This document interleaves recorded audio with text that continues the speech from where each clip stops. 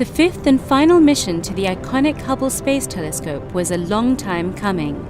After a delay in the fall of 2008, spring brought new hope, and on 11th May, the 7 Space Shuttle crew members headed for the mission of a lifetime.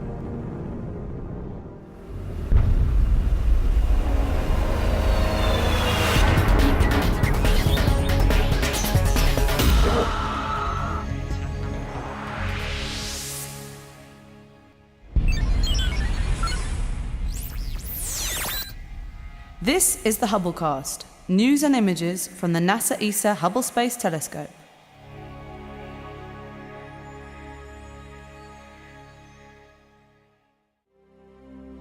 At 19 years old, Hubble is the veteran of space telescopes. Opening our eyes to the universe that hosts us, Hubble has looked far and deep to reveal fundamental scientific truths. Hubble isn't without its battle scars, but the latest servicing mission has left it more capable than ever.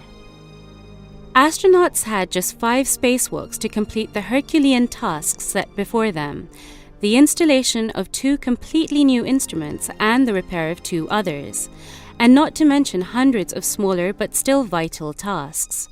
This kind of space mechanics was never intended and likely never even dreamed of by Hubble's creators in the 1970s.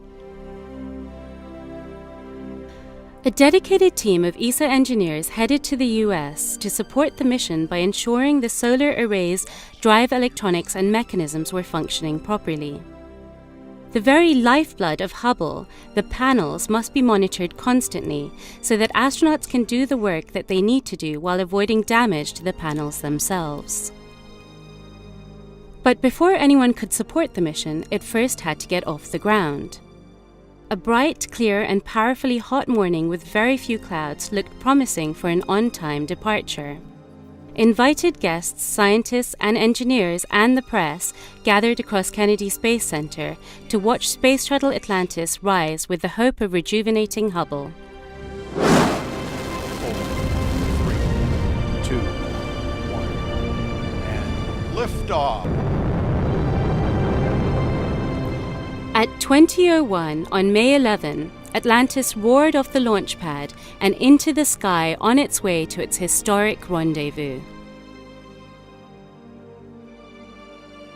After Atlantis was safely in the air and all that was left was its trail of smoke, the ESA Hubble Space Telescope team moved north to NASA's Goddard Space Flight Center in Maryland, where engineers there man the STOC, the Space Telescope Operations Control Center.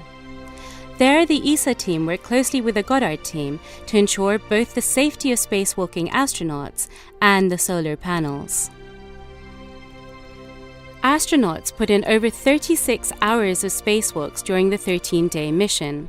The workhorse WIFPIC 2 camera was replaced by its more powerful descendant, the WIF-C3 or Wide Field Camera 3. WIF-C3 will greatly enhance the observational capabilities of Hubble, providing enhanced field of view and broader waveband. Removing a refrigerator-sized instrument is no small task. Astronauts John Grunsfeld and Andrew Feustel removed Hubble's COSTAR package that was no longer needed to make way for the new Cosmic Origin Spectrograph, COS. COS will study the large-scale structure of the universe and the formation and evolution of galaxies, stars, and planets. It will also help determine the formation of elements considered essential for life, such as carbon and iron. Astronauts didn't just perform transplant surgery. They also did corrective operations on 2 existing instruments with great success. The Space Telescope Imaging Spectrograph, STIS, that combines a camera with a spectrograph and covers a wide range of wavelengths from the near-infrared region into the ultraviolet, was affected by a power failure. Astronauts had a particularly difficult time repairing STIS due to a stubborn bolt on the instrument's handrail. But after Houston gave astronaut Mike Massimino the go-ahead to use brute force, he was able to break the handrail and access STIS. The advanced camera for surveys, another of Hubble's workhorse instruments, was also down due to power failure. The servicing Mission 4 repair has brought it new life.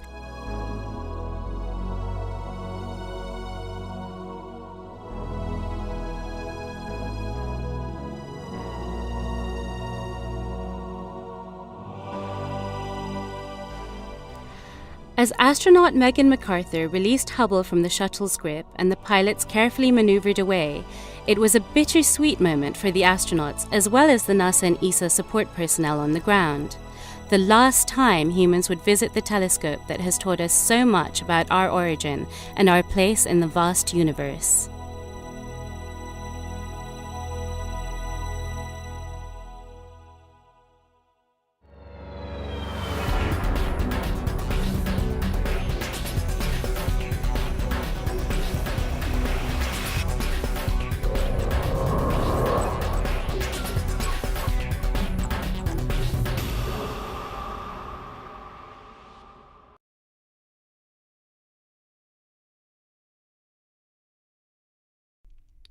Now that you've caught up with Hubble, make sure to get the latest from the ground too.